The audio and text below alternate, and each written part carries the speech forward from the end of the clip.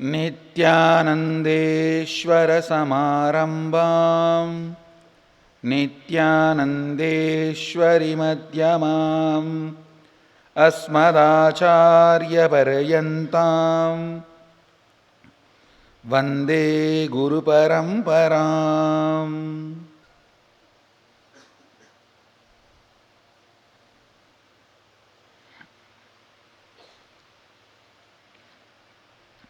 I welcome all the disciples, devotees, owners of Sarvanyapita, visitors, viewers, sitting with us all over the world through Nithyananda TV, two-way video conferencing, having Nayana Diksha, cities sitting with us, having Nayana Diksha, Warrington, UK, Trinidad, Tobago, Puduvai Adinam, Hyderabad, Gupta Kashi, Nithyananda Nagaram, Hyderabad, Charlotte, Sri Sailam, Rajabalayam Adinam, Indrani, New Jersey, Kuala Lumpur Adinam, Los Angeles Adinam, Guadalupe Adinam, Oman Adinam, Toronto Adinam, Houston Adinam, Phoenix Adinam. I welcome all of you with my love and respects. Some more cities are joining. I welcome all of you with my love and respects. I'll continue to expand on the 18th verse of Isavasya Upanishad. This number 18 is very significant in Vedic tradition. Bhagavad Gita, 18th chapter. Mahabharata war, 18 days. All the major temples, whether it is Sabarimala, Madurai Kalladhar temple or the Ingoi Malai, always 18 steps. And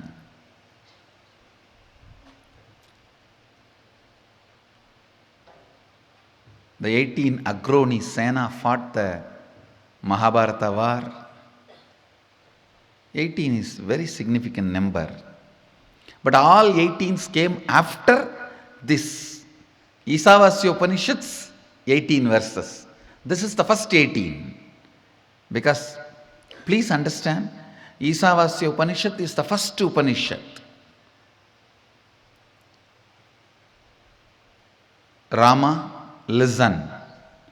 Rama, when he lived in Ramanagaram, received all the 108 Upanishads at a time from Mahadeva under our banyan tree.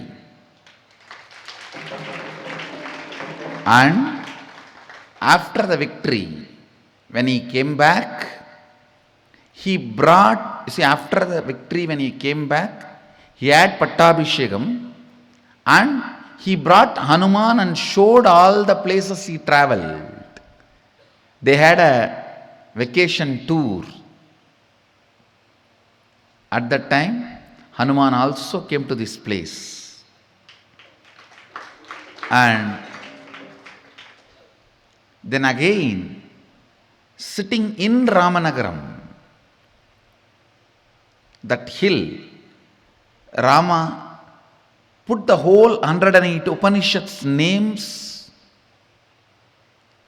together, what he received from Mahadeva, and repeated to Hanuman. That is Muktikopanishad. Please understand, whatever I am saying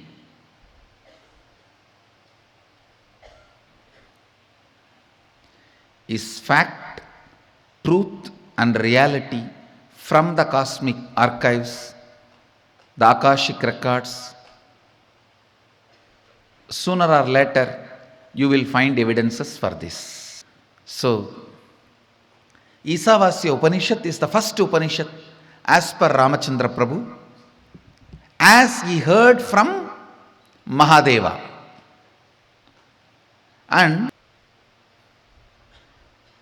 due to various reasons, nobody else has put all the 108 names together.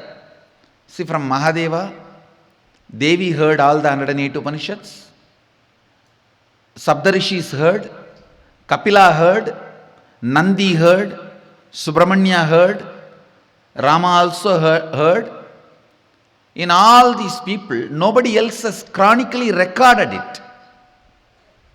Nobody chronicled the whole thing. Nobody put all the 108 names in a list other than Rama.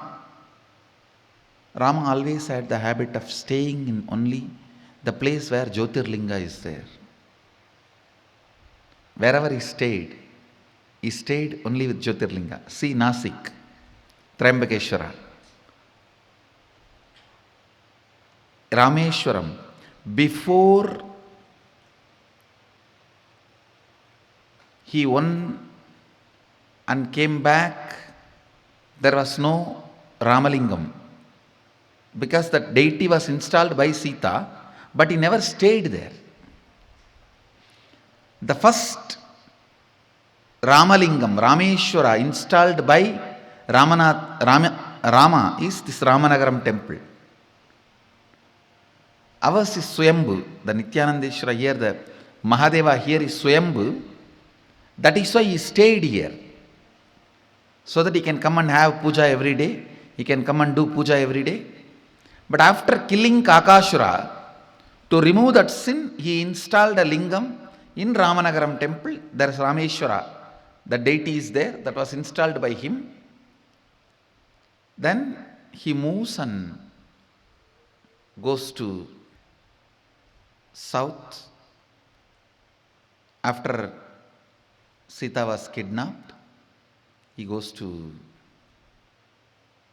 Sri Lanka, and you all know the Ramayanam story. When he was here, staying with Sita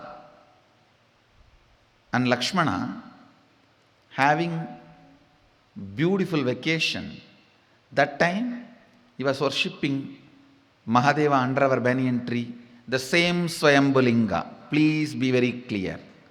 Same Swayambhulinga. And here under the banyan tree, all three of them received with Saptarishis the 108 Upanishads from Mahadeva. Mainly the teaching was given for the sake of Rama, because all others have already received it. Devi, Nandi, Saptarishis, all of them have already received it. And Saptarishis were staying in Ramanagara, that hill, when Rama came here and stayed. So they inspired Rama to hear Upanishads from Mahadeva directly. So he came and worshipped here. In the presence of Devi, Nandi and Saptarishis, Mahadeva revealed Upanishads to Ramachandra Prabhu, Lakshmana and Sita Abhirati. For all three, the Upanishads were given. Then the Kakashuravadam happened, and then he continued, and Sita was kidnapped. Then he went to Lanka and conquered the Lanka and brought Sita back. When he came back, he directly flew to Ayodhya for Pattabhishekam. After the Pattabhishekam, along with Hanuman, Sita and Lakshmana, Bharata Shatrugna, the whole family, they came like a vacation, where Rama was explaining to everyone what all happened, where all they stayed. So that time when they came here, Rama showed this Kshetra to all the family members, and they again went and stayed back in that Ramanagara hill. There Rama teaches to Hanuman what he heard from Mahadeva. The whole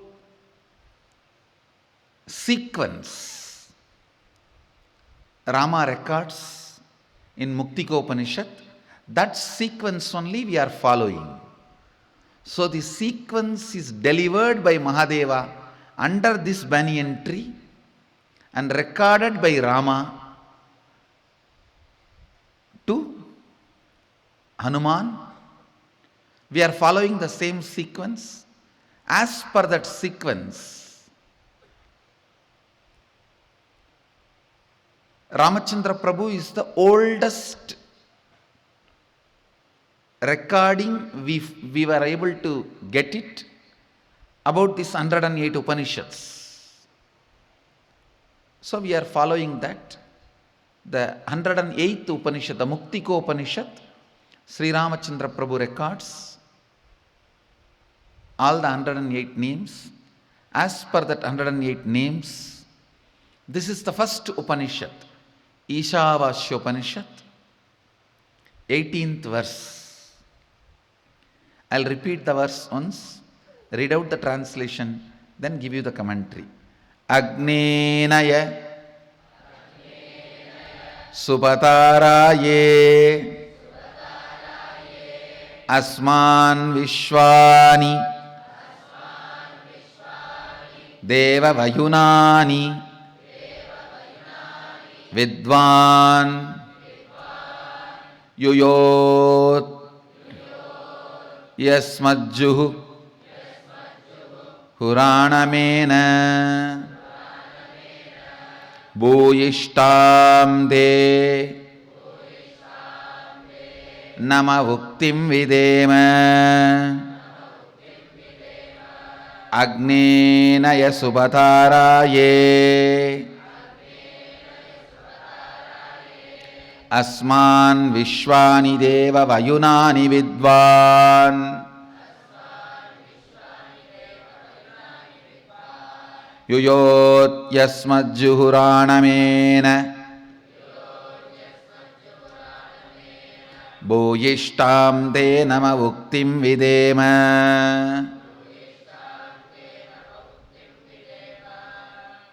I'll read out the exact translation.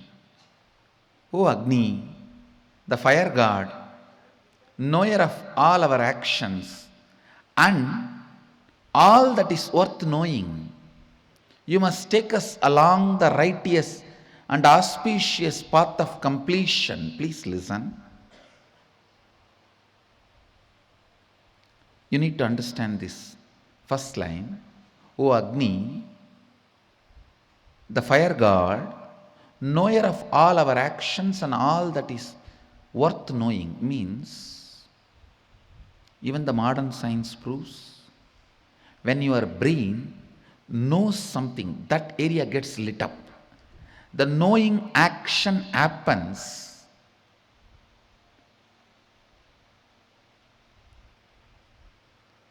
when the fire moves into certain part of the brain. Please understand.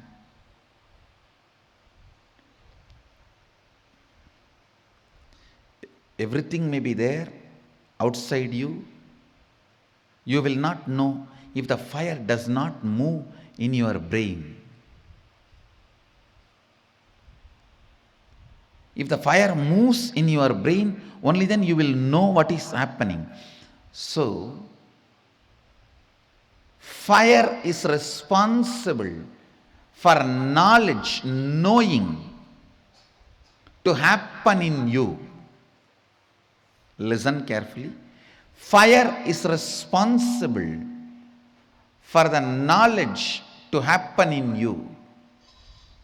I tell you, fire gets fully awakened by integrity. Nothing.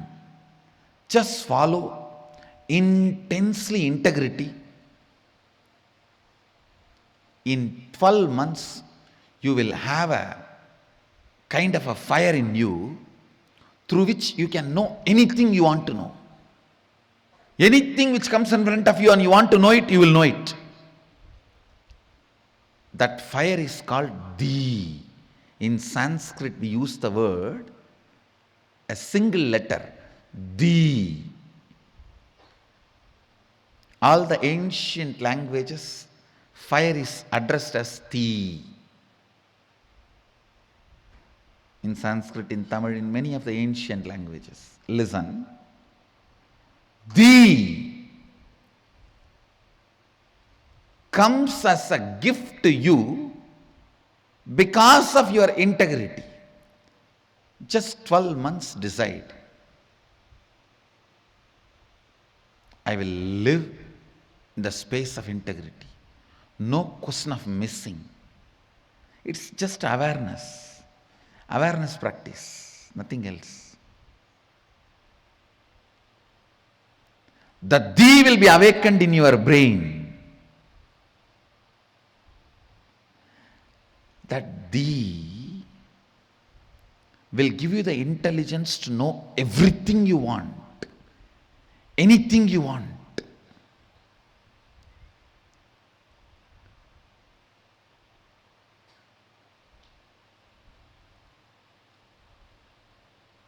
Here the Upanishadic rishis are addressing fire. Oh, the fire god, knower of all our actions, means only if the fire happens in different parts of your brain, knowing happens in you.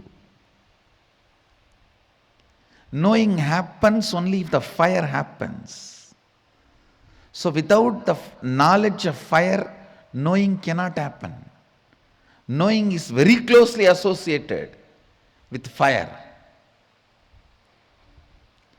Fire, whether it happens here or there, only if it happens, you will know what is happening. You will know what is happening. It's very closely related to integrity, understand? Integrity is one of the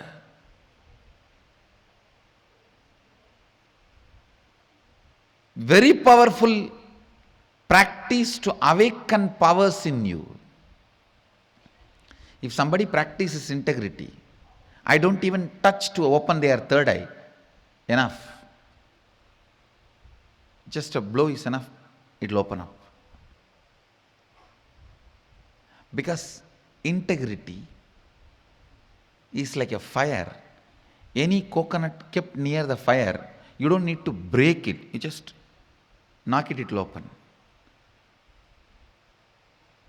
People used to ask me, I used to break the coconut just like that. I'll put it in the hand and it will break. People ask, how, Swamiji? It's nothing. If you keep the coconut near the oven, that fire, when it heats up, you don't need to break. You just knock, it will open up.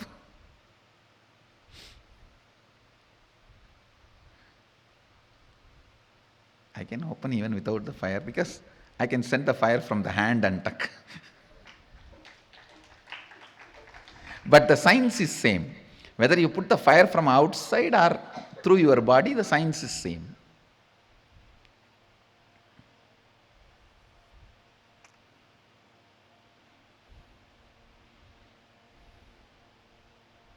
Listen, fire, knowing, integrity is all one and the same.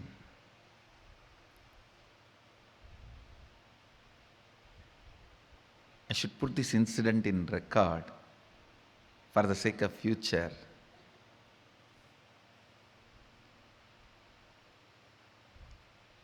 When I was reciting this verse on the banks of Ganga, the place called Tail Ghat, actually Hamsananda Swami,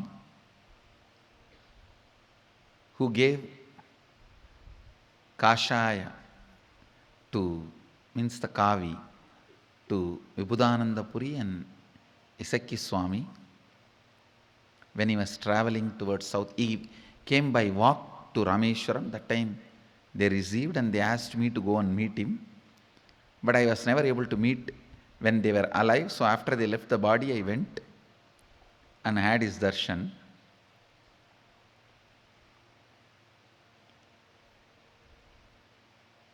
And I was staying there for some time. He told me that few people who come to him bringing every day the potato and salt, he will take very little food, little rice and little potato mixed with ghee and salt. That is his food, that's all.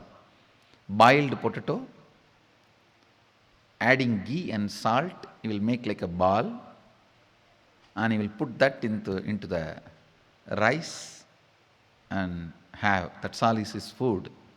So people who bring that rice and potato and ghee for him, they will all ask him, Babaji, give some upadesh. In Bengali they will ask, Kuch bolo, give some upadesh. He will make fun of them. Hey, I have not read anything. So he will show me and say, he's a Bahut Badi Baba. And he will tell he is a Balasant who learnt all the Upanishads and Shastra. And then he will tell me, you tell something to them. I can speak little Bengali. So with my broken Bengali,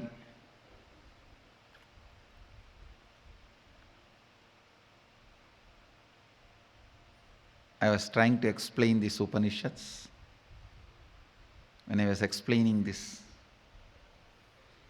18th verse, this very mantra,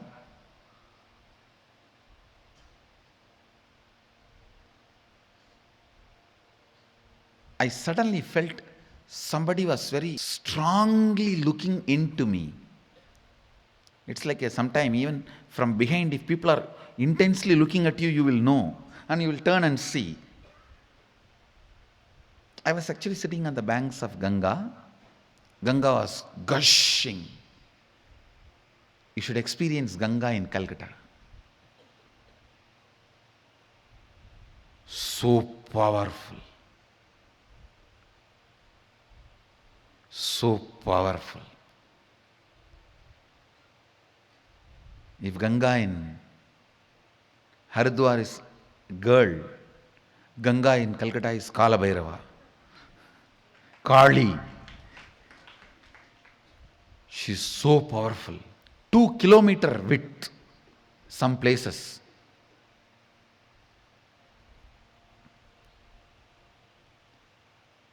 And often changing the direction.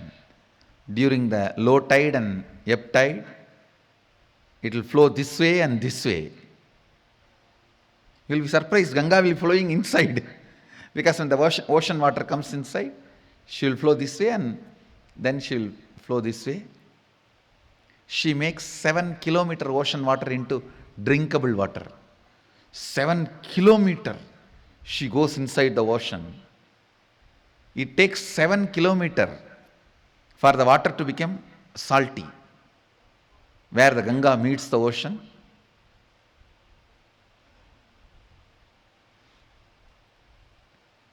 I was sitting on the banks of Ganga. It's a small temple there. Some Ganesha, Durga, all of them are there. Small temples. And one room where this Baba used to stay. He's a Naga basically. So he won't wear dress. And he will sit on the gunny bag. The place is called Tail Ghat. A few rich Jains used to bring that rice and potato for him, sometimes roti. So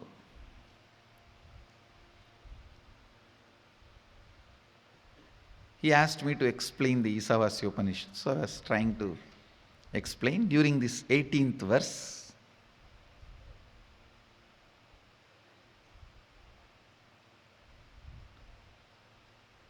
I felt somebody was intently looking at me. I just turned. I saw Hamsananda Swami only. He was only staring at me. Too strongly. He was staring at me.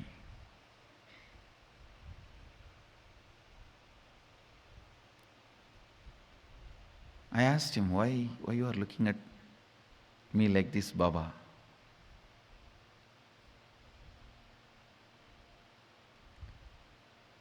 He said, when you were explaining intensely, I understood whatever you are sharing, it is directly from your experience. So I wanted to look in. Whatever is in your inner space, I just wanted to grasp. When I looked in, I saw it's a whole cosmos opening. I got frightened. You turned towards me.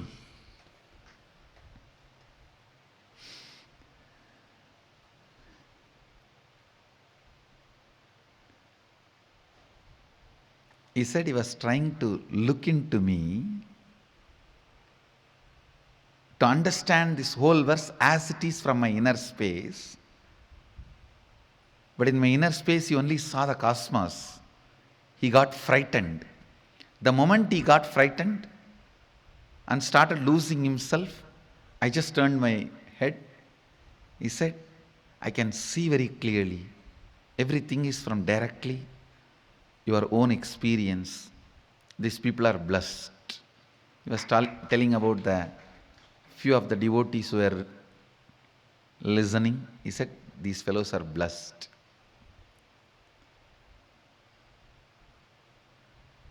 Agne naya subhadaraye asman vishwani deva vayunani vidvan yuyot yasmajjuhuranamena bhuyishtam denama uktim videma.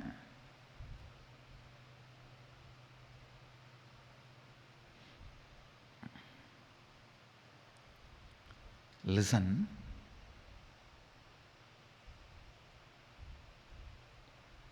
Agni is the knower of all our actions and all that is worth knowing in the universe he knows. Please understand.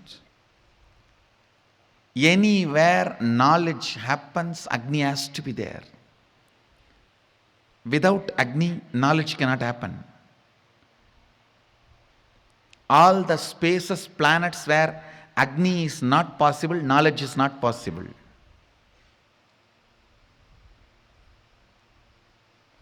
The modern day scientists are searching and trying to find if there is a place with water, human beings will be there or aliens will be there. I tell you, no. If there is a place where Agni can happen, only there life can happen, knowledge can happen, nowhere else.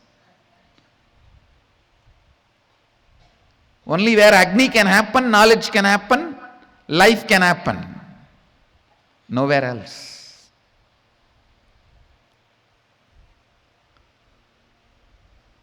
Agni.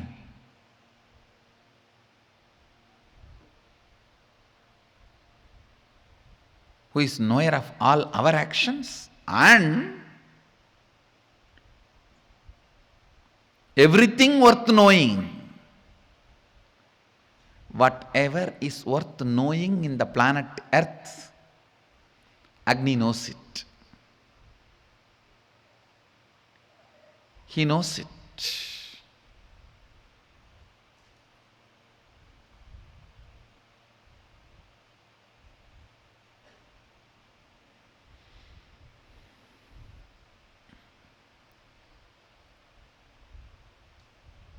The Upanishadic rishis are addressing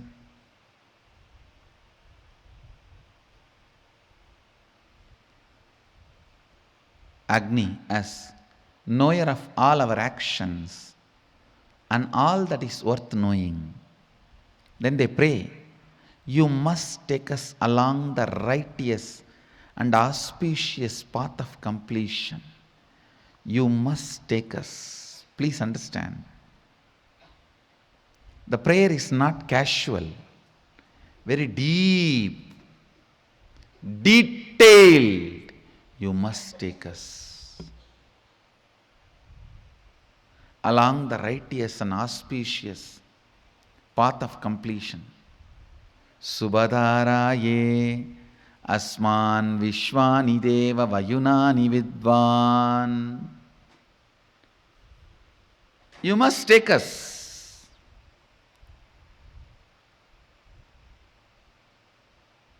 along the righteous and auspicious path of completion, leading us to experience the supreme consciousness, the original space of complete completion.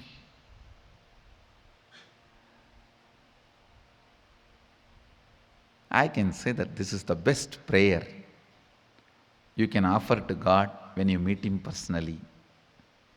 This is the best prayer you can offer to your Guru when you meet him directly. Please take me along the righteous and auspicious path of completion.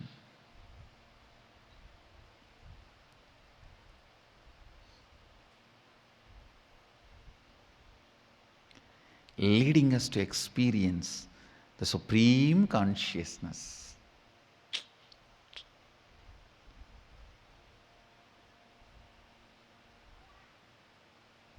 I tell you, praying for the enlightenment is the greatest thing that can happen.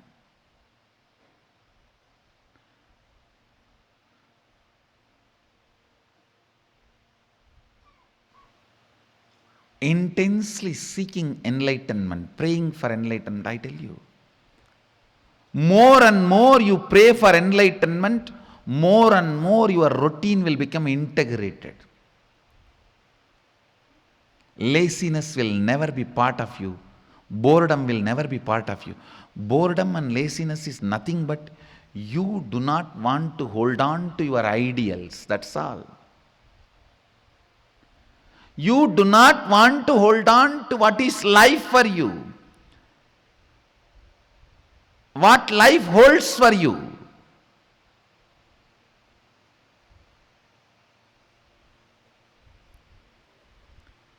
You don't need to poison a man who has become lazy and bored because he is already poisoned. You don't need to double poison him. If you want to destroy somebody, just teach them laziness, that's all. Make them lazy, over. You destroyed them. Make them feel tired, over. Bored, over.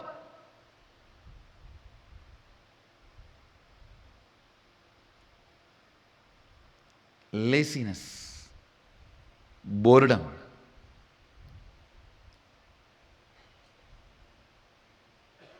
This too grows in you when you do not remember the purpose of your existence.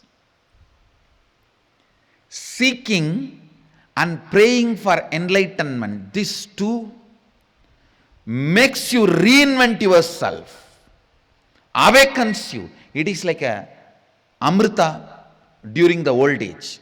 In the old age, if you drink the nectar, suddenly you will become again 16 and start a new life.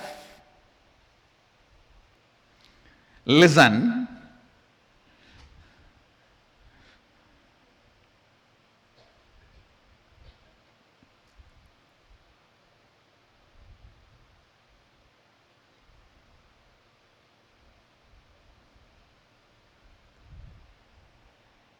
Seeking the truths of life, praying for enlightenment, this too kindles the whole fire in you. I tell you,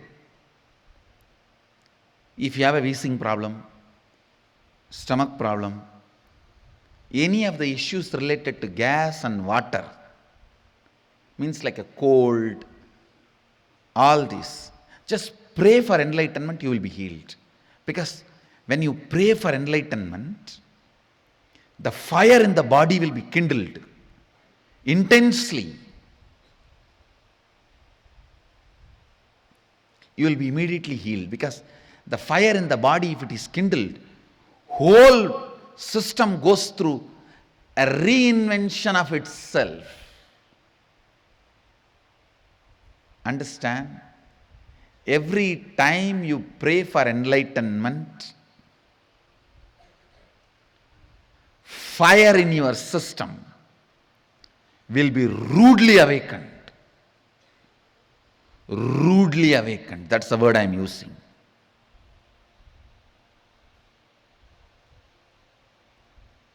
It will be so rudely awakened. The sleep, tiredness, boredom,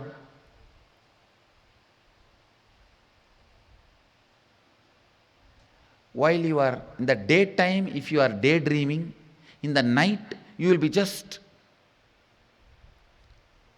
moving in the bed this way and that way. You won't sleep.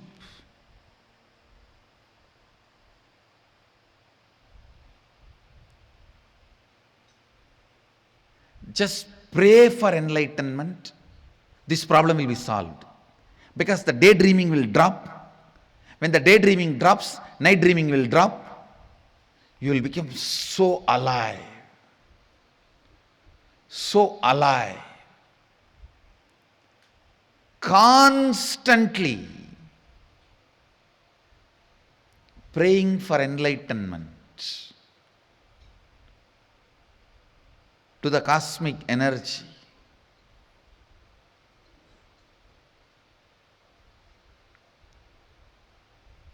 You can call it as God or Guru, whatever, it's up to you. Constantly praying intensely awakens that joy, fire energy in you and keeps it alive. That's the main thing. Makes you reinvent yourself. Makes you reinvent yourself. Agnena yasubhataraye asman vishwani deva vayunani vidvan yuyotyas majjuhuranamena bhuyishtam denama uktim videma. O Agni, the fire god, knower of all our actions and all that is worth knowing, you must take us along the righteous and auspicious path of completion, leading us to experience the supreme consciousness, the original space of complete completion. Praying, praying, praying for enlightenment. Knowing even while you are praying, you are He. Sohamasmi. Remembering, even when you pray, you are He. Sohamasmi. Pray intensely, constantly, for enlightenment, with the context, even when you are praying, you are He.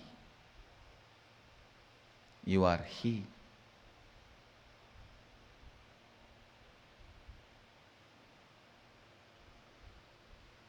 The essence of today's satsang, constant prayer for enlightenment. I'll continue to expand on this verse because there are some more beautiful sacred secrets, that innocent surrender, innocent devotion. Devotion and surrender without qualifying or giving any conditions apply.